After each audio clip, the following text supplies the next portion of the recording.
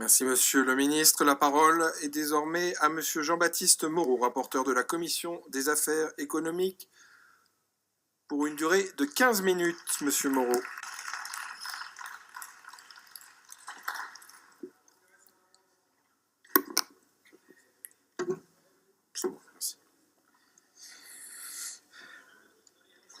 Monsieur le Président, Monsieur le Ministre de l'Agriculture et de l'Alimentation, Monsieur le Président de la Commission des Affaires économiques, très chers collègues. C'est un honneur aujourd'hui de prendre la parole en qualité de rapporteur de ce projet de loi relatif à l'équilibre des relations commerciales dans le secteur agricole et alimentaire et à une alimentation saine et durable. Je tiens en préambule à remercier Monsieur le ministre de l'Agriculture Stéphane Travert ainsi que ses équipes pour le travail que l'on a pu accomplir durant tous ces mois, depuis les États généraux jusqu'à l'établissement de ce projet de loi, où on a travaillé en parfaite harmonie et en parfaite confiance. Ce texte donc fait suite aux États généraux de l'agriculture et de l'alimentation qui ont été un engagement central du programme agricole du président de la République. Pendant 4 mois, du 20 juillet jusqu'au mois de décembre 2017, les États généraux de l'alimentation ont eu l'immense mérite de remettre autour d'une même table des personnes qui ne se parlaient plus. Ce texte constitue la traduction législative des 3 défis évoqués par le Premier ministre, M. Édouard Philippe, dans la feuille de route de la politique alimentaire du gouvernement. Ces 3 défis sont premièrement, faire en sorte que chacun puisse vivre dignement et sereinement du fruit de son travail. Deuxièmement, rétablir la confiance entre les distributeurs et les producteurs. Et troisièmement, répondre aux nouvelles attentes des consommateurs. Réussir ces 3 défis, c'est l'ambition qui a guidé les travaux que nous avons menés depuis 9 mois. D'abord, pendant les États généraux de l'alimentation, au sein de la Commission des affaires économiques, nous avons organisé 2 cycles d'audition avec plus de 35 acteurs de tous les secteurs du monde agroalimentaire. Nous sommes allés sur le marché de Rungis à la rencontre des producteurs qui négocient chaque matin leur viande, leurs poissons ou leurs fruits et légumes. Puis nous nous sommes rendus au salon de l'agriculture, rencontrer les interprofessions. Je tenais particulièrement à saluer le travail de notre président Roland Lescure pour avoir emmené l'ensemble de la commission au contact des professionnels sur le terrain. Je suis aussi fier du travail collectif que nous avons accompli pour enrichir le texte du projet de loi initial.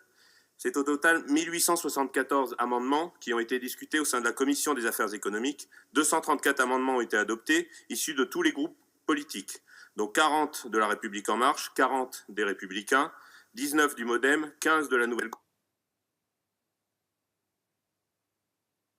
issus de la Commission du développement durable et de l'aménagement du territoire ont été intégrés dans ce texte. Je tiens à féliciter tout particulièrement Laurence Maillard-Méhaignerie, co-rapporteur du projet de loi, pour tout son travail et les échanges nourris que nous avons eus au cours de ces derniers mois. Nous avons adopté des mesures majeures pour le développement d'une agriculture durable et l'accès pour tous à une alimentation plus saine, comme l'objectif d'affectation de 15% de la surface agricole utile à des exploitations agricoles dont les produits bénéficient de la mention agriculture biologique d'ici le 31 décembre 2022. Enfin, 60 amendements du rapporteur ont été adoptés. Mes amendements ont porté sur des aspects rédactionnels ou techniques, mais aussi sur des aspects plus politiques. Il en a été ainsi des précisions apportées à l'article 1er sur le choix des indicateurs à utiliser, mais également sur le rôle des interprofessions qui, par leur reconnaissance européenne, doivent être la pierre angulaire du dispositif proposé. J'ai eu aussi à cœur de renforcer la place du médiateur des relations commerciales conflits liés au contrat, notamment à travers du dispositif de name and shame. D'autres amendements viennent encore en discussion sur ce sujet.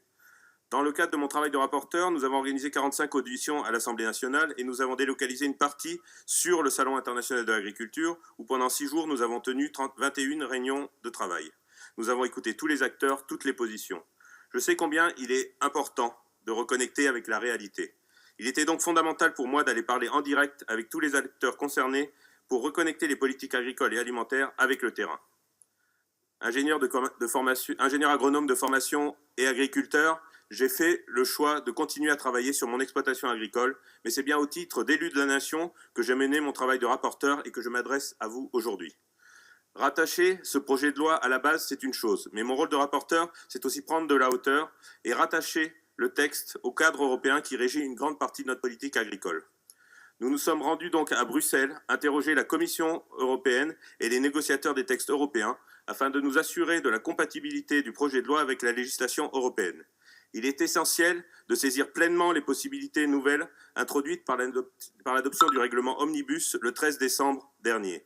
Je tiens ici à saluer le travail du député européen Michel Dantin, avec lequel j'ai eu le plaisir de collaborer sur ce texte de loi. En effet, ce texte constitue un tournant dans l'organisation économique du secteur et dans l'assouplissement du droit de la concurrence.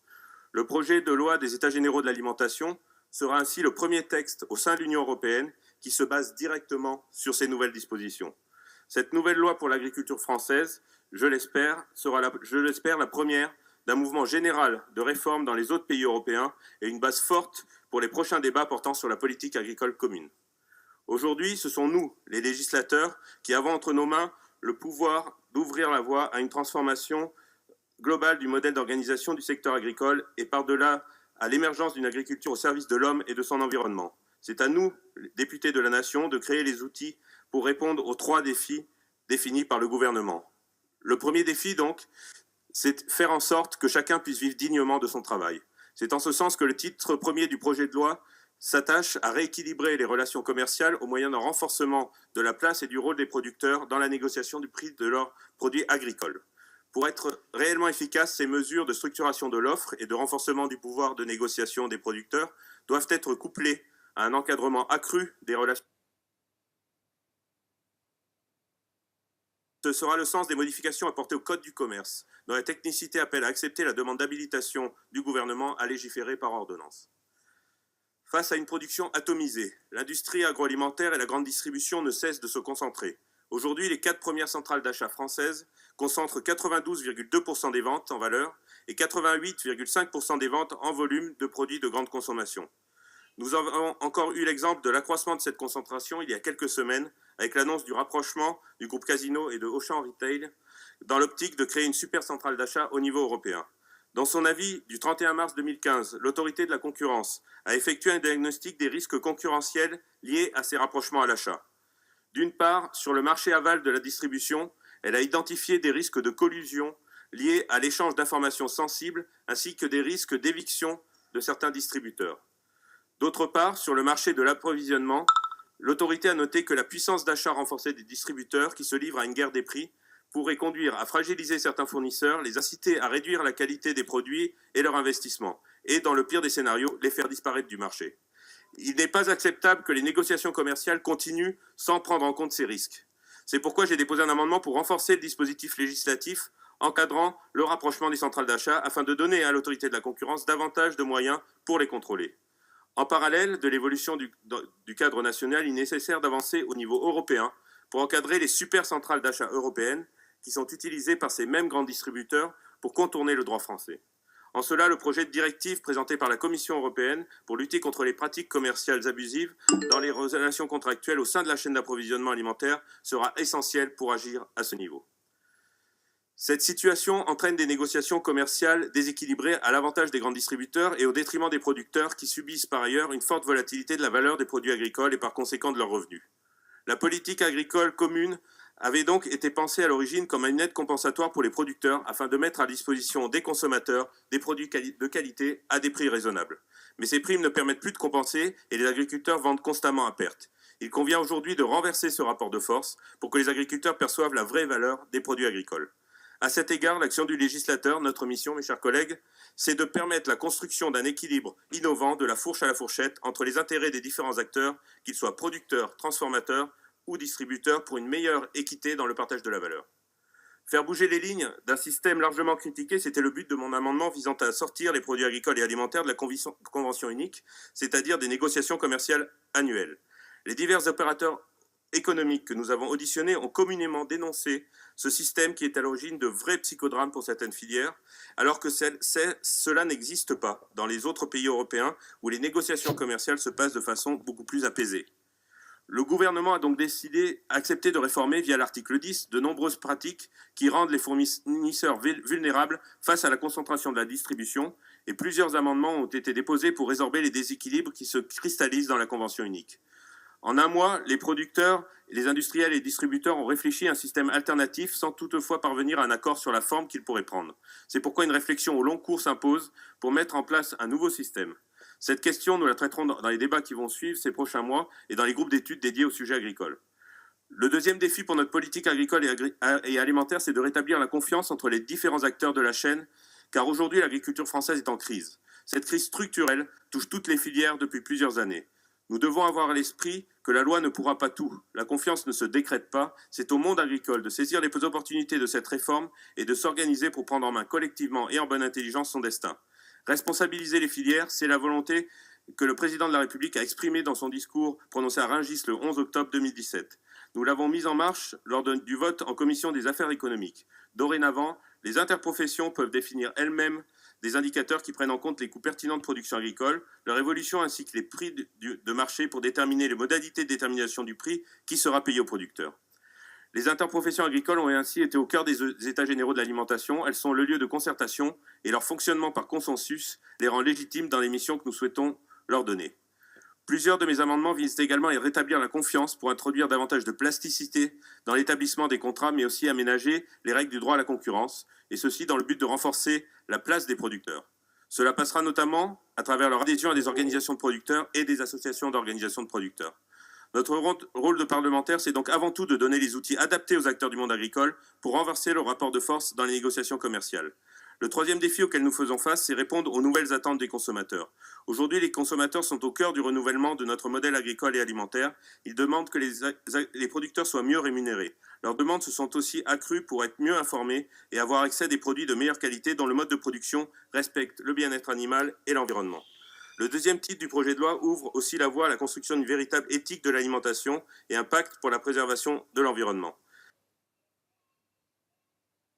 L'alimentation passe d'abord par une meilleure information des consommateurs. Il est essentiel que les produits mis sur le marché soient désignés correctement afin que nous, consommateurs, ayons accès à une information claire et transparente. Cette nouvelle éthique de l'alimentation, elle passe ensuite par la poursuite de la lutte contre le gaspillage alimentaire, avec notamment l'approfondissement de la loi Garot de 2016, mais aussi l'adoption de l'obligation pour chaque structure de restauration collective d'intégrer une dimension d'approvisionnement durable dans leur mission. Ces mesures que nous avons adoptées en commission des affaires économiques constituent des étapes majeures pour l'éducation du mieux manger de nos enfants. Le présent projet de loi s'attache donc à inclure les acteurs publics dans une véritable démarche de revalorisation des produits et la construction d'une offre alimentaire respectueuse de l'environnement et du vivant. Renforcer la compétitivité de nos filières tout en préservant l'environnement, c'est l'objectif des mesures introduites dans le deuxième titre du projet de loi. Renforcer la protection du vivant passe aussi par une utilisation réduite des produits phytopharmaceutiques et la conversion des exploitations vers des modes de production agricole plus respectueux de l'environnement. Renforcer la protection du vivant, cela se traduit également par une meilleure prise en compte du bien-être animal. Et en ce qui concerne donc le projet de loi agriculture et alimentation, nous avons voté en commission affaires économiques des avancées majeures pour renforcer la prise en compte du bien-être animal. Nous avons conféré un véritable statut de lanceur d'alerte aux responsables protection animale dans les abattoirs. Nous avons adopté une expérimentation en faveur des abattoirs mobiles et le projet de loi étend aux associations de protection des animaux la possibilité de se constituer partie civile à un procès pour des délits relevant du code rural. Dans ce secteur, beaucoup a été fait par les éleveurs eux-mêmes et par les filières qui ont su se mobiliser ces derniers mois, notamment au travers de leur plan de filière, pour véritablement renforcer le respect du bien-être animal dans leur mode de production. En effet, nos filières ont déjà parcouru beaucoup de chemin. L'interprofession des œufs s'est par exemple engagée dans son plan de filière à atteindre 50% de poules élevées en plein air à l'horizon 2025, alors que le nombre est seulement de 30% aujourd'hui. Il ne faut donc pas montrer du doigt, mais au contraire les aider et les accompagner vers une meilleure prise en compte du bien-être animal. Cela a été le sens de mon refus des amendements qui imposaient des contraintes trop lourdes et stigmatisantes sur les éleveurs qui souhaitent de tout cœur collaborer dans ce sens. Notre agriculture française vaut mieux que ça. Ne la laissons pas salir par des gens qui ne la connaissent pas. Notre agriculture française, c'est avant tout un amour entre l'éleveur et ses bêtes. Cette tendresse inhérente au monde agricole, elle a récemment été très bien illustrée dans le film Petit paysan d'Hubert Charuel, qui a reçu plusieurs prix dont le César du meilleur acteur, qui joue le rôle d'un éleveur de vaches laitières qui est prêt à tout pour sauver ses bêtes d'une épidémie, y compris jusqu'à sacrifier sa propre vie. Ce film montre un monde paysan méconnu du grand public, mais qui est pourtant la réalité de l'agriculture que nous devons porter. Économie, écologie et éthique doivent être pensées ensemble. C'est le triple objectif de ce projet de loi. Sa mise en œuvre présuppose une notion de compétitivité en matière agroalimentaire qui a été redéfinie en mars dernier par le Conseil économique, social et environnemental comme étant à proposer une alimentation saine et de qualité répondant aux besoins et aux attentes des consommateurs, des citoyens et plus largement de la société. de préservation et de renouvellement des ressources naturelles à des prix socialement acceptables dont la valeur produite permet une rémunération équitable du travail. C'est la définition à laquelle nous devons nous attacher dans l'examen de ce texte en restant fidèles à l'esprit de la majorité. Le texte que nous allons examiner dans les prochains jours est un projet de loi pragmatique pour réconcilier les différents acteurs de la filière tout en protégeant les plus faibles, à savoir les préservation de l'environnement, dans le respect du bien-être animal et la valorisation d'une alimentation saine et durable pour tous. C'est un projet collectif, issu directement des travaux des États généraux de l'agriculture et de l'alimentation, qui engage tous les maillons de la filière de la chaîne alimentaire dans un pacte de confiance. Ce pacte de confiance agricole et alimentaire, il est basé sur une responsabilité partagée de la fourche à la fourchette. Les Français sont fiers de leur agriculture, la qualité de notre production et de notre alimentation est enviée dans de nombreux pays, mais aujourd'hui les attentes sont grandes. L'agriculture française doit monter en gamme afin de viser en France et à l'export des marchés d'excellence, car si nous continuons à vendre des produits agricoles à prix bas, l'authenticité de notre modèle d'exploitation agricole, qui privilégie les structures familiales à taille humaine, est condamnée, et c'est l'économie et l'environnement de nos territoires qui y perdront. Rappelez-vous, pendant les débats de la première mission du projet de loi, c'est bien d'équilibrer les relations commerciales et de redonner un revenu digne à nos agriculteurs. C'est sur cet engagement que doivent se décliner les autres mesures pour la réussite de notre triple objectif économique, écologique et éthique. Je vous remercie. Merci beaucoup, monsieur le rapporteur Jean-Baptiste Moreau. La parole est désormais